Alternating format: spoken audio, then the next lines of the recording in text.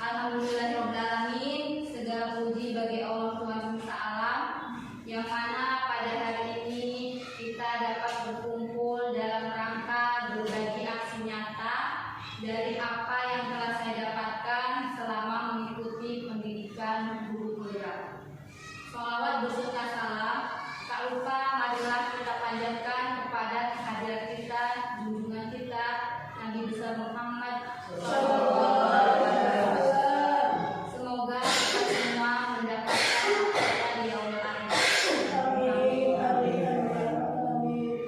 Tak lupa saya ucapkan terima kasih kepada ibu-ibu semua yang sudah berkenan hadir di hari ini, dan di sini saya bukan untuk menggurui, saya hanya berbagi sedikit apa yang telah saya pelajari selama mengikuti pendidikan guru penggerak ini. Adapun yang akan saya bagi di sini ialah terkait aksi nyata. Modul 1.4 tentang budaya positif. Modul terakhir di modul 1, di mana merupakan muara terakhir dalam pembelajaran di modul 1. Di sini saya memiliki fasilitator atau sebagai guru pengajar saya secara daring, yaitu Bapak Dr. Andes Ar-Rahman. Adapun pengajar praktik yang setiap bulannya akan mendatangi saya terkait apa yang telah saya lakukan, yaitu ada Ibu Yeni SPD AUD sebagai guru pengajar praktik, dan saya sendiri sebagai calon guru penggerak angkatan 6 Kota Cirebon. Selanjutnya yaitu yang ingin saya bagikan dari pengalaman yang telah saya pelajari, yaitu ada beberapa materi terkait modul 1. Yang pertama yaitu tentang filosofis pendidikan terhadap dewasa. Yang kedua yaitu nilai dan peran guru penggerak. Yang ketiga visi guru penggerak, dan yang keempat budaya positif. Semua itu merupakan materi yang telah saya pelajari.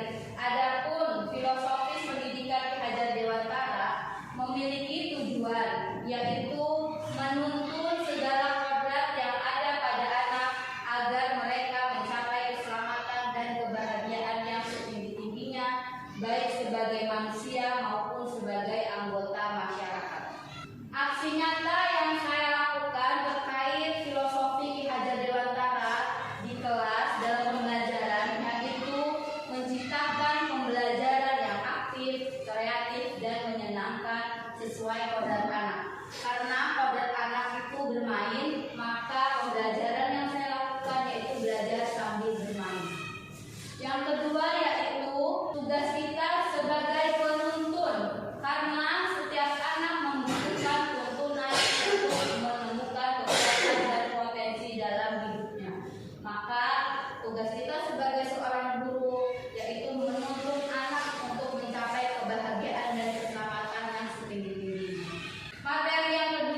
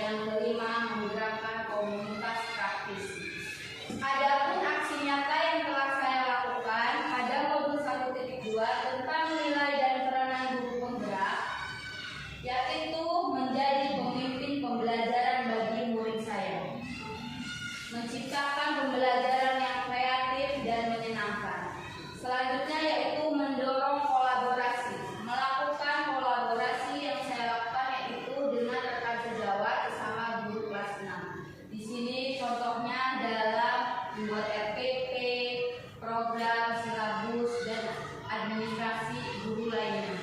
Materi yang ketiga yang telah saya dapatkan pada modul 1.3 yaitu visi guru penggerak, di mana kita sebagai guru penggerak mempunyai cita-cita atau impian untuk murid kita, yaitu dengan menggunakan metode inquiry apresiatif melalui tahapan belajar.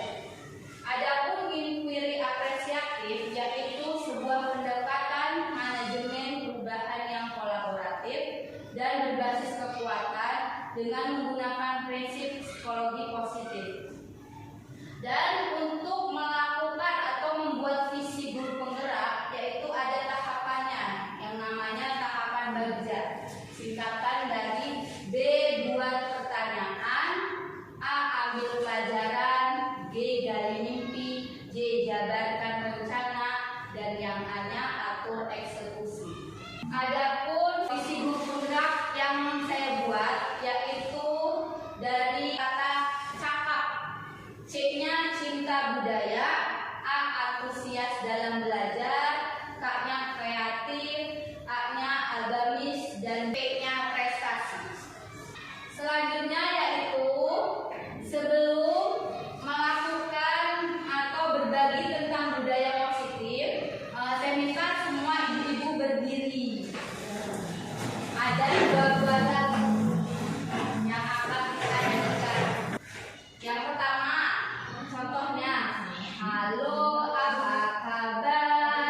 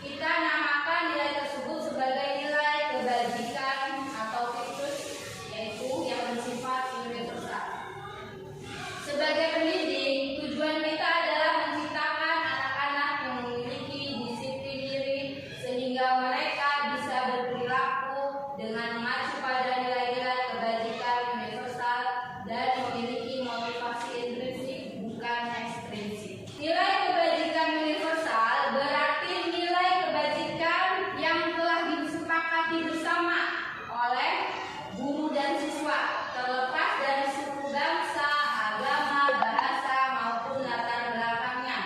Nilai ini merupakan suatu payung besar dari sikap dan perilaku kita, atau nilai-nilai ini merupakan fondasi kita dalam berperilaku. Nilai kebajikan itu juga disebut sifat-sifat positif manusia yang merupakan tujuan mulia yang ingin dicapai setiap individu.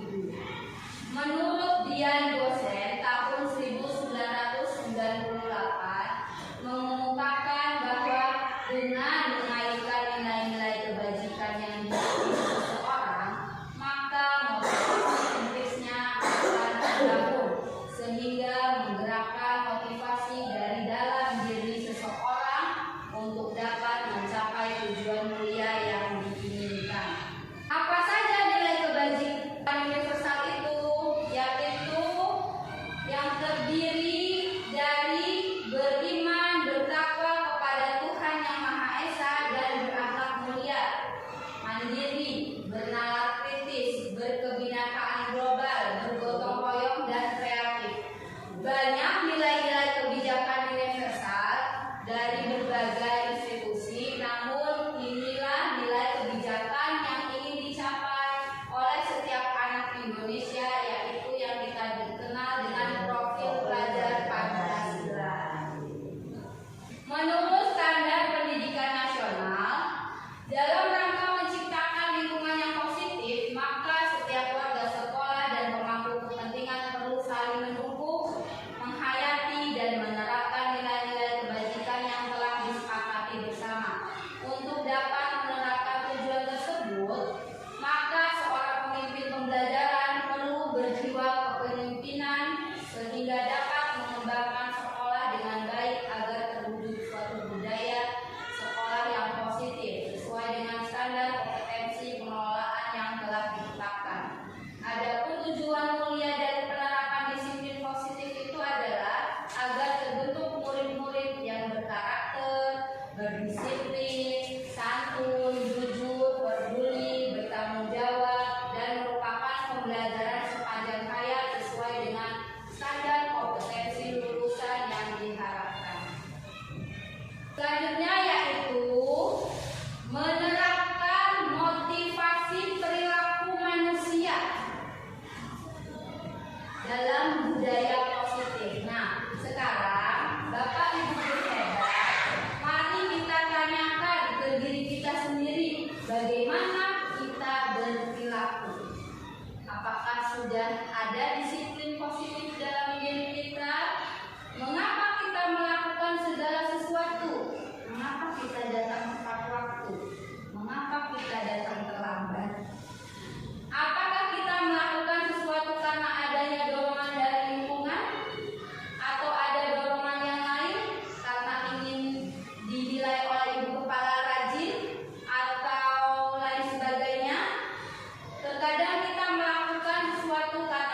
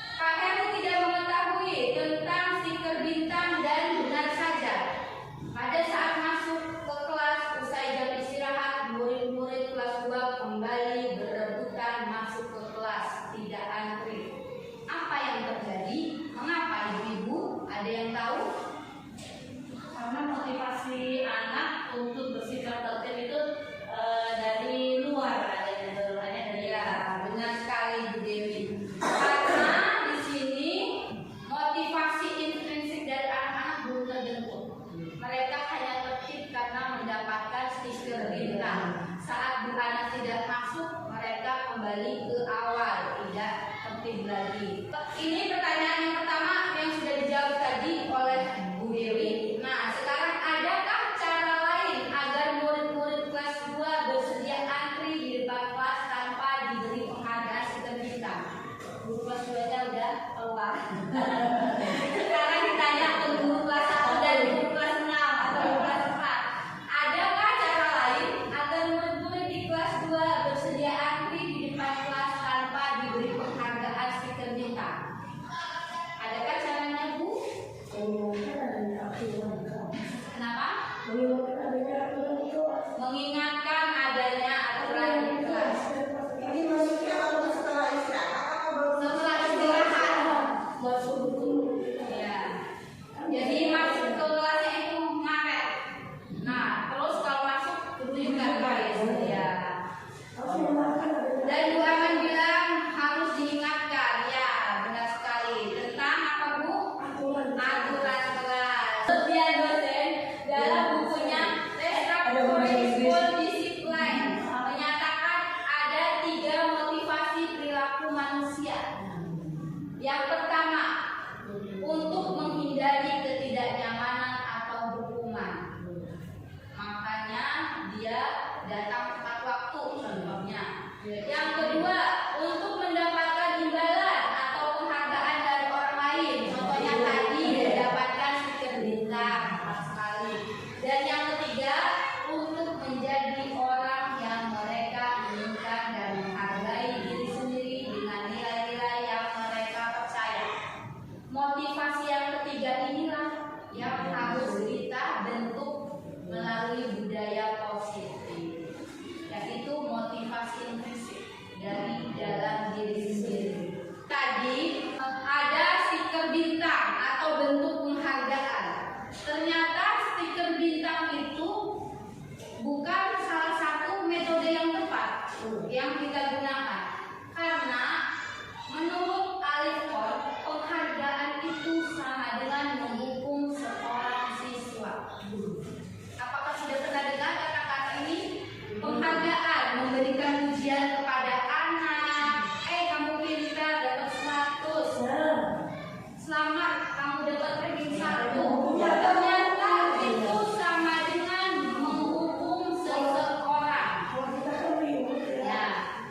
Alifon Panis Bayrewon tahun 1993 wawancara ASCD nomor 995 mengemukakan baik penghargaan maupun hukuman adalah cara-cara mengontrol perilaku seseorang yang menghancurkan potensi untuk pembelajaran yang sesungguhnya. Menurut Kohn, idealnya tindakan belajar itu sendiri adalah penghargaan yang sesungguhnya. Kohn juga mengemukakan tentang tindakan memberikan penghargaan yang nilainya sama dengan menghukum seseorang. Dampak dari penghargaan itu sendiri, yang pertama yaitu pengaruh jangka pendek dan jangka panjang. Contohnya, dalam jangka pendeknya, siswa mau belajar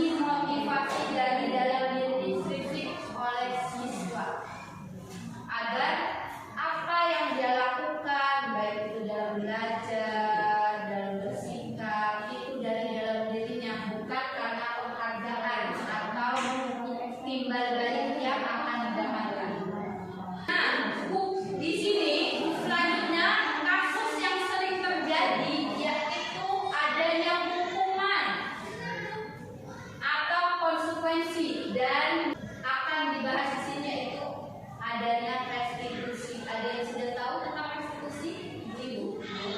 Restitusi adalah proses menciptakan kondisi bagi murid untuk memperbaiki kesalahan mereka sehingga mereka bisa kembali pada kelompok mereka dengan karakter yang lebih baik menurut dosen tahun 2004. Restitusi juga merupakan proses kolaboratif yang mengajarkan murid untuk mencari solusi atas setiap masalah mereka dan membantu murid berpikir dengan tenang tentang orang seperti apa yang mereka inginkan dan bagaimana mereka harus memperlakukan orang lain menurut Kelsen dosen tahun 1996. Nah, di sini perbedaan hukuman, konsekuensi, dan restitusi. Hukuman merupakan identitas yang gagal, sedangkan konsekuensi dan restitusi merupakan bentuk disiplin positif. Ada kasus lagi, ini untuk Bu Kris nih yang senang matematika. Di sini kasusnya Ibu Anas. Ada seorang siswa bernama Ivan kurang menguasai pelajaran matematika, sehingga pada saat pelajaran tersebut berlangsung dia lebih banyak berdiam diri atau menggambar di buku pelajarannya. Pada saat guru matematikanya menanyakan pertanyaan kepada Ivan, Ivan menjadi gugup dan tak sengaja menjatuhkan tasnya dari kursi. Tetapi tiba-tiba menjadi gagap pada saat berupaya menjawab pertanyaan dari Pak Guru Ivan. Pak Seno pada saat itu membiarkan teman-teman Ivan menertawakan Ivan yang gugup dan malu luar biasa, dan malahan minta Ivan untuk maju ke depan dan berdiri di depan kelas sambil menunjuk hidungnya karena tidak bisa menjawab pertanyaan dari Pak Seno. Kelas semakin gaduh dan anak-anak pun tertawa melihat Ivan di depan kelas memegang ujung hidungnya. Pertanyaannya, apakah ibu-ibu di sini setuju dengan tindakan Pak Seno terhadap Ivan? Tidak. Mengapa? Menjatuhkan mental anak. Menjatuhkan mental anak. Mengapa? Anak dibuat malu. Anak dibuat malu dan menjadi semakin grogi. Menjadi maskot dan semakin grogi. Pernahkah berbuat seperti ini? Tidak. Jangan sampai berbuat seperti ini. Kasihan anaknya, Bu ya. Yang kedua, pertanyaannya, menurut Anda tindakan Pak Seno terhadap Ivan adalah sebuah hukuman atau konsekuensi? Hukuman. Mengapa?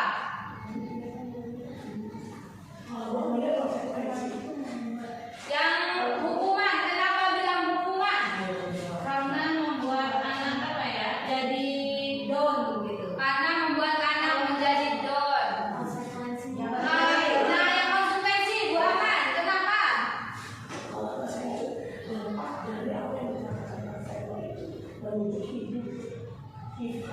Ya, dampak dari itu akan konsekuensi dengan menunjuk hidung Ivan ya. Nah, Bu Kris. Kalau menurut saya itu termasuk konsekuensi ya. Ya. Mungkin maksud Pak Seno ya. Iya. Pak Seno karena anak itu kan nggak ngikutin sarannya dia, nggak ngikutin malah dia gitu. Jadi sebagai konsekuensi, maju kamu tik gitu ya. Sebagai konsekuensinya, Ivan yang maju ke depan ya sambil menunjuk. Boleh ya. Nah, ini jawabannya. Di sini ada tabel tentang hukuman, konsekuensi, dan restitusi. Kata baru yang kita dengar ya, dia istilahnya. Nah, hukuman itu yang sudah tadi dikatakan menunjukkan identitas gagal. Kita sebagai guru berarti telah gagal jika melakukan sebuah hukuman. Sedangkan konsekuensi dan restitusi itu identitas sukses. Perbedaannya di hukum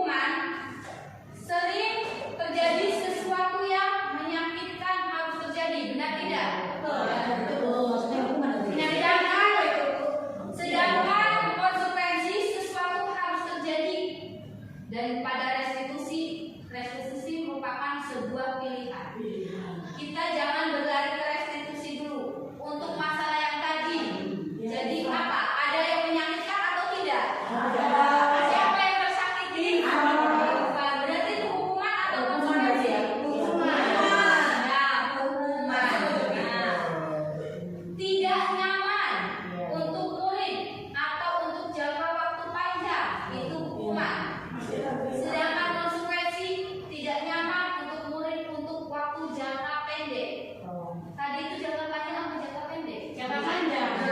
Menurut gurunya mungkin jangka pendek, tapi menurut Hanifah itu akan terkena dalam jangka waktu yang lumayan panjang. Anak di restitusi yaitu menguatkan untuk murid atau anak dalam jangka waktu panjang. Nanti ada tindakan yang namanya restitusi terkait kasus-kasus yang akan dihadapi di sekolah. Tiga, dan hukuman itu korban mendapat ketidakadilan. Yang konsekuensi korban bisa diabaikan, sedangkan restitusi korban mendapatkan ganti. Nanti kita akan tahu ya dia apa itu restitusi. Selanjutnya dari hukuman, murid atau anak akan tersakiti, murid anak dibuat tidak nyaman, murid anak mendapatkan penguatan kalau di restitusi.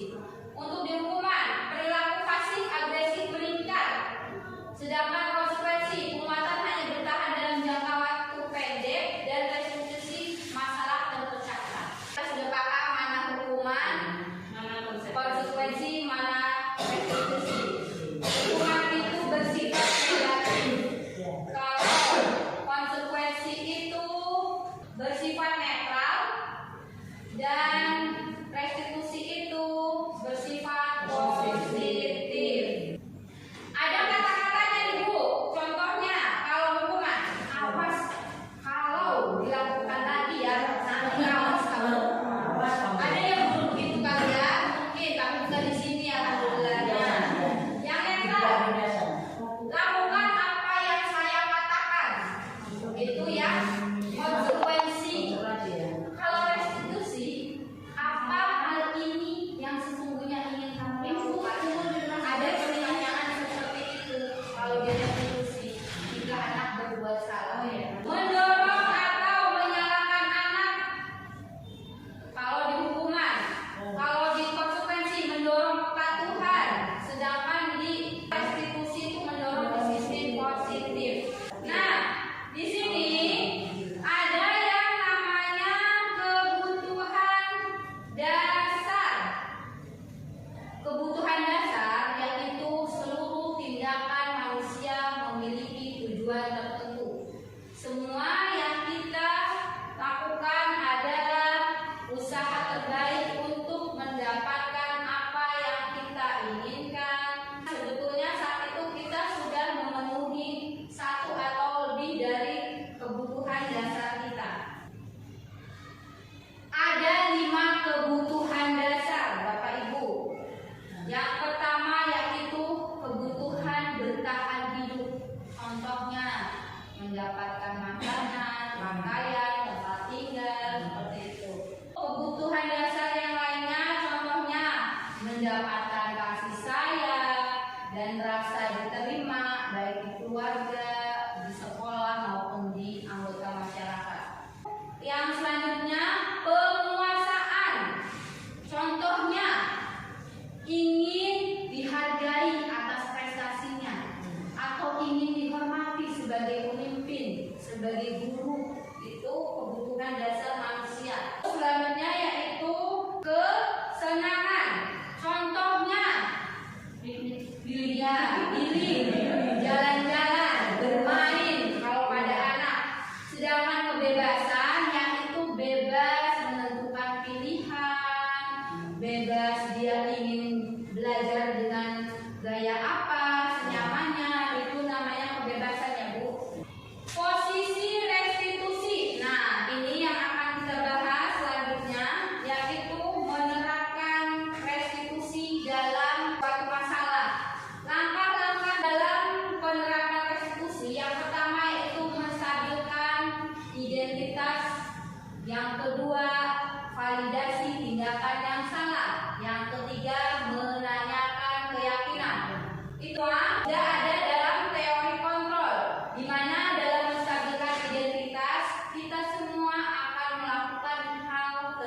yang bisa kita lakukan sebagai seorang guru. Memvalidasi tindakan yang salah yaitu semua perilaku memiliki alasan. Anak itu kenapa melakukan kesalahan itu pasti memiliki alasan. Dan yang ketiga, menanyakan keyakinan. Kita semua memiliki motivasi internal. Maka nanti dalam pemecahan masalah anak, kita tanyakan motivasi apa nanti yang dapat anak-anak perbaiki dari dalam diri setelah kasus yang sudah diperbuat. Selanjutnya yaitu perbedaan motivasi eksternal dan internal. Perilaku kontrolnya, kalau perilaku kontrol negatif sebagai penghukum atau membuat orang merasa bersalah, melakukan guru, menghardik siswa, menunjuk-nunjuk, menyakiti, menyindir. Sedangkan yang sebagai pembuat orang merasa bersalah, berceramah, menunjukkan kekecewaan mendalam. Contohnya, kamu mah anak nggak suka sekolah, nanti pelajarannya bagaimana? Kamu bisa kalau belajar sendiri, itu termasuk salah satu pembuat orang merasa bersalah. Sedangkan perilaku kontrol positif atau kontrol diri, motivasi eksternal, yaitu membuat alasan-alasan untuk muridnya. Dia posisinya sebagai teman. Adapun posisi kontrol guru sebagai pemantau yaitu menghitung dan mengukur tentang apa yang dilakukan oleh muridnya. Dan posisi guru sebagai manajer yaitu mengajukan pertanyaan-pertanyaan positif. Contoh, kata-kata yang guru gunakan. Kalau kamu tidak melakukannya, saya akan, itu sudah termasuk hukuman. Dan kata-kata yang membuat orang bersalah, kamu sudah mengecewakan ibu bapak. Sebagai teman, lakukan untuk bapak ibu ya. Sudah, nanti bapak ibu bantu bereskan. Sebagai pemantau, apa peraturannya? Apa konsekuensinya? Apa yang telah kamu lakukan? Apa yang terjadi sekarang? Itu contoh kata-kata yang dilontarkan oleh seorang guru dalam posisi kontrol sebagai pemantau. Dan kalau sebagai manajer, yaitu apa yang kita yakini. Apa kamu meyakini hal ini atau hal tersebut? Kalau kamu meyakininya, kamu memperbaikinya. Kalau kamu memperbaikinya, jadi kira-kira hal tersebut akan menggambarkan apa tentang dirimu? Hasilnya dari hukuman, siswa memberontak, menjadi mendendam, menyalahkan orang lain, membuat bersalah, menyembunyikan, menyangkal, berbohong. Kalau posisi guru terhadap siswa sebagai murid, siswa jadi ketergantungan. Kalau jadi pemantau, menyesuaikan bila diawasi. Sedangkan kalau posisi kita pada murid sebagai manajer, siswa jadi karakternya kuat ya, positif, watak yang ditampilkan. Kata-kata yang dilontarkan murid dari hukuman yang kita berikan, saya tidak peduli. Sebut amat lah, guru marah-marah saya udah biasa dimarahin. Cuek ya. Terus kalau merasa bersalah, dia akan mengucapkan maafkan saya Bu. Kalau sebagai teman, kalau kita memposisikan diri sebagai teman itu biasanya siswa, saya pikir bapak ibu teman saya, gitu ya. Yang keempat yaitu sebagai pemantau, saya akan dapat berapa bintang tuh, Bu ya? Kalau melakukan hal tersebut, jika sudah melakukan hal tersebut, saya akan mendapatkan apa? Kalau sebagai manajer, bagaimana caranya agar saya bisa memperbaiki keadaan ini? Saya akan memperbaiki masalah ini dengan dia mencari solusi sendiri terkait masalahnya. Dampak pada murid, kalau hukuman mengulangi kesalahannya berulang kali, kalau posisi kita sebagai membuat merasa bersalah, murid akan menjadi rendah diri, tidak berharga. Kalau posisi kita sebagai teman, tergantung, tidak mandiri dan tidak bisa memutuskan. Pemantau memiliki menitikberatkan pada dampak diri sendiri, mendapatkan hadiah atau mendapatkan hukuman. Sedangkan kita berada pada posisi manajer, yaitu mengevaluasi diri bagaimana menjadi diri yang lebih baik. Kaitannya dengan dunia berkualitas, yang hukuman, murid meletakkan guru di luar dunia berkualitas. Karena sering dihukum, jadi seolah-olah itu sudah perbuatan yang biasa, seperti tidak menghargai guru, seperti itu dia.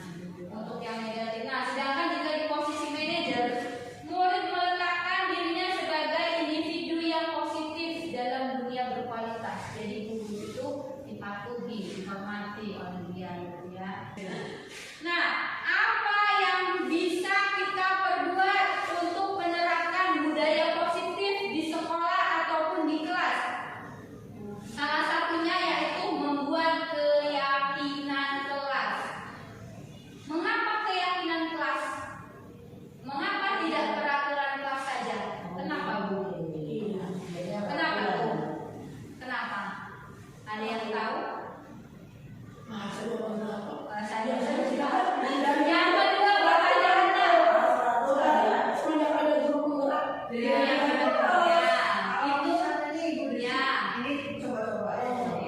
Antara keyakinan dengan hukuman, peraturan.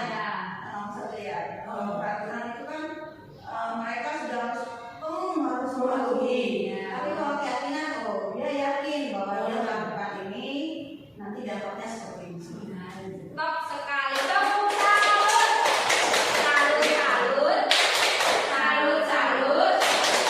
Salut. Ya, dia kalau peraturan kelas itu biasanya yang membuat guru dan anak diikat untuk mematuhinya. Sedangkan keyakinan kelas dibuat oleh murid dan disepakati oleh guru dan murid, terlahir dari motivasi intrinsik. Kenapa adanya keyakinan kelas penting untuk terbentuknya sebuah budaya positif? Kenapa, Bu? Karena dengan adanya keyakinan kelas secara tidak langsung dapat membentuk kepribadian siswa untuk menjadi lebih baik. Yang ketiga, bagaimana mewujudkan sebuah keyakinan kelas yang efektif? Bagaimana caranya? Membuat kesepakatan bersama. Ya, membuat kesepakatan bersama. Keyakinan kelas itu sendiri merupakan nilai-nilai keselamatan atau kesehatan yang bisa disebut sebagai suatu keyakinan, yaitu nilai-nilai kebajikan universal yang telah disepakati secara tersirat dan tersurat, lepas dari latar belakang suku, negara, bahasa maupun agama. Seseorang biasanya akan lebih tergerak dan bersemangat untuk menjalankan keyakinannya daripada mengikuti yang tadi itu peraturan. Tentang peraturan yang diberikan, apabila nilai kebajikan di balik peraturan tersebut, apa tujuan utamanya adanya peraturan, keyakinan kelas, itu lebih berbeda ya, Bu, ya, untuk siswa. Kalau peraturan siswa merasa tertekan, kalau keyakinan kelas siswa dengan sendirinya mengingat apa yang sudah saya yakini di kelas bersama guru dan teman-teman saya. Sekolah atau keyakinan kelas. Yang pertama, keyakinan kelas bersifat lebih abstrak daripada peraturan yang lebih rinci dan konkret. Keyakinan kelas berupa pernyataan-pernyataan universal. Pernyataan keyakinan kelas senantiasa dibuat dalam bentuk positif. Contohnya, kalau di peraturan, datang sebelum 15 menit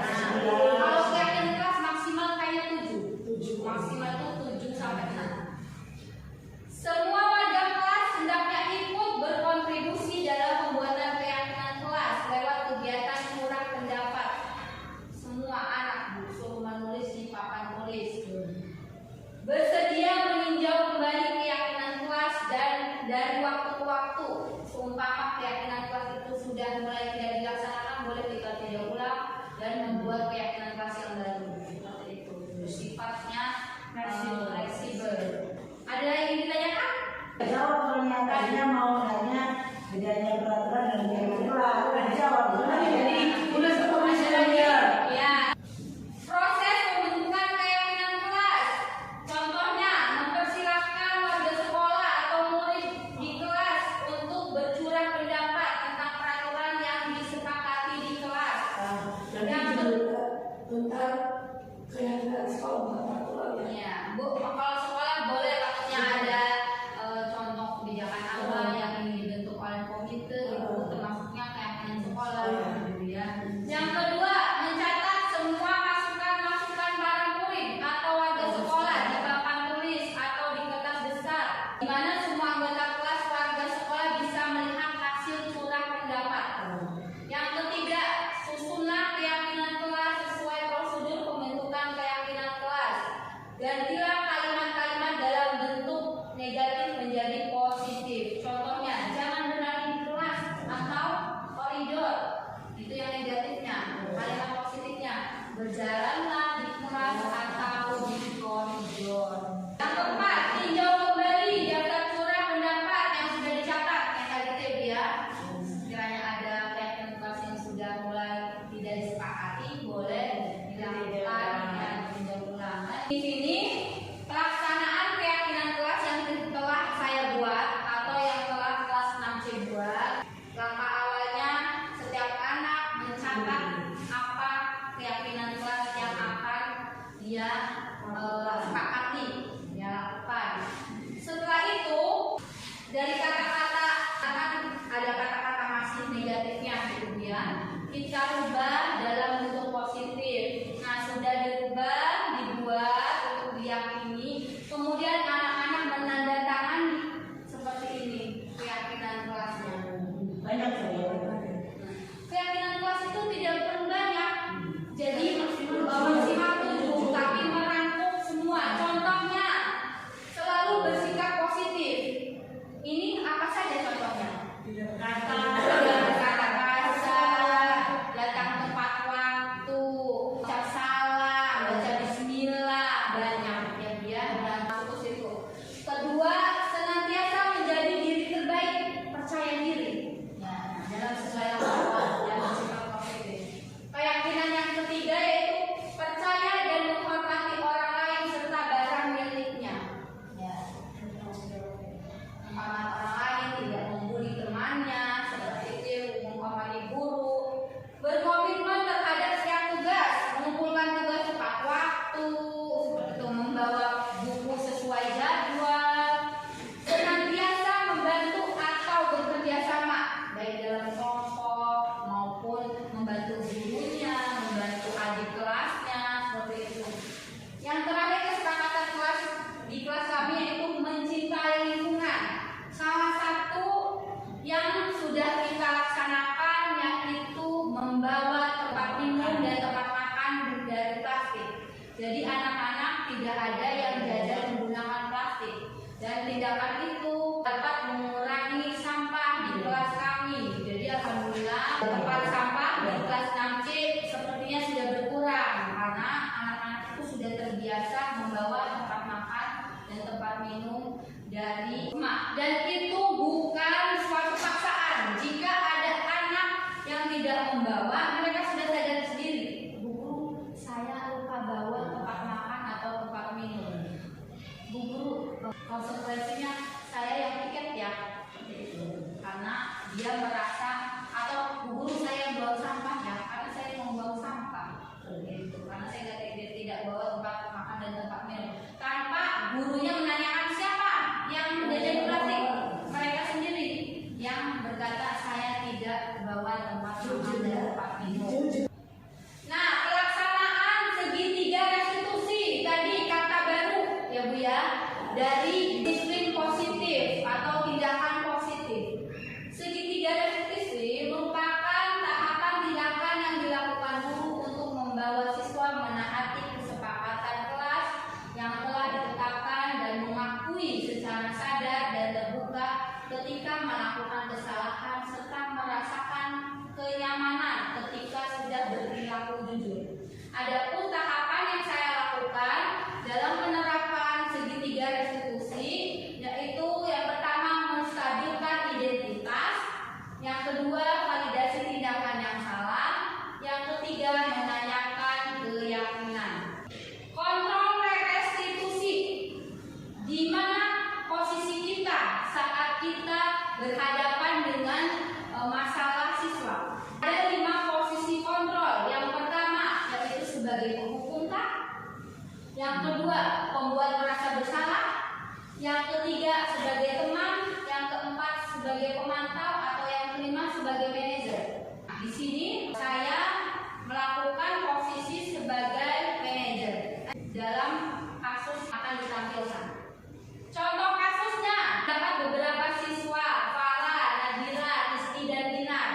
datang terlambat di saat bel masuk sudah berbunyi, dan kegiatan kebiasaan sekolah sudah berlangsung. Saat itu hari Jumat sudah mulai kultum. Sebagai guru, saya menyelesaikan masalah tersebut dengan baik dengan menggunakan tahapan segitiga restitusi.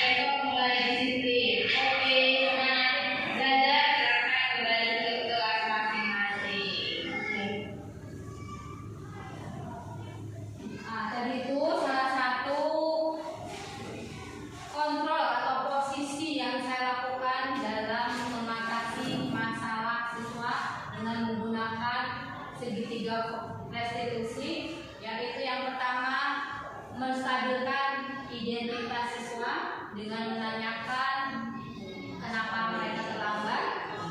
Yang kedua, memvalidasi tindakan, melakukan pemberian kata-kata yang tidak menyakiti hati siswa atau kata-kata positif. Contohnya tadi, setiap orang pernah berbuat salah, pernah melakukan kesalahan.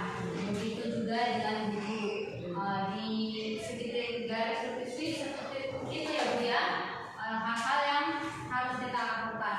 Dan yang terakhir yaitu menanyakan kembali keyakinan kelas yang telah dibuat agar dilaksanakan dari dalam diri siswa dengan ikhlas, dengan bertanggung jawab. Tanggapan dari siswa setelah saya melakukan segitiga restitusi. Saya dan teman-teman dipanggil oleh guru. Saya datang terlambat. Guru tidak memarahi kami. Justru guru memberikan solusi agar kami tidak datang terlambat lagi dan agar kami disiplin. Terima kasih guru. Itu tanggapan positif dari siswa terkait tindakan yang telah saya lakukan. Nah, kesimpulannya, ibu-ibu hebat semua, budaya positif akan menimbulkan rasa aman, rasa nyaman, baik bagi murid maupun kita sebagai gurunya pada proses pembelajaran. Budaya positif juga mendorong murid untuk mampu berpikir, bertindak mandiri dan tanggung jawab. Sekian yang dapat saya sampaikan. Apakah ada yang ingin ditanyakan?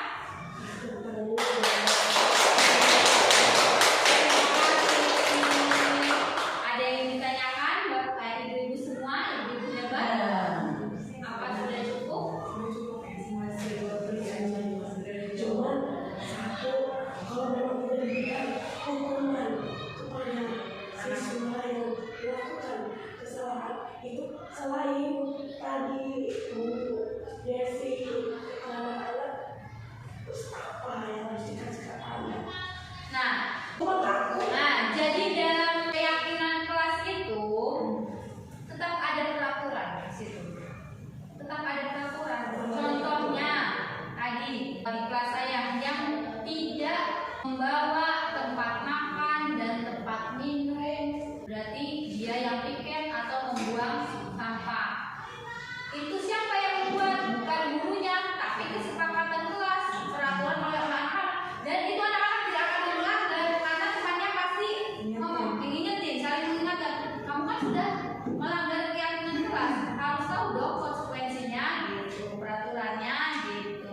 Contoh lagi, yang tidak mengerjakan PR sering gitu ya, atau membawa buku, itu ada konsekuensinya juga di kelas kami gitu. Dan itu yang membentuk anak, bukan gurunya. Jadi guru tidak menghukum ya, itu kesepakatan dari anak, yang dibuat oleh anak. Seperti itu, peraturan harus baik di sekolah maupun di kelas kita harus punya peraturan. Karena kalau tidak punya peraturan itu nanti sekolah bagaimana ya, tidak tertib, tidak disiplin.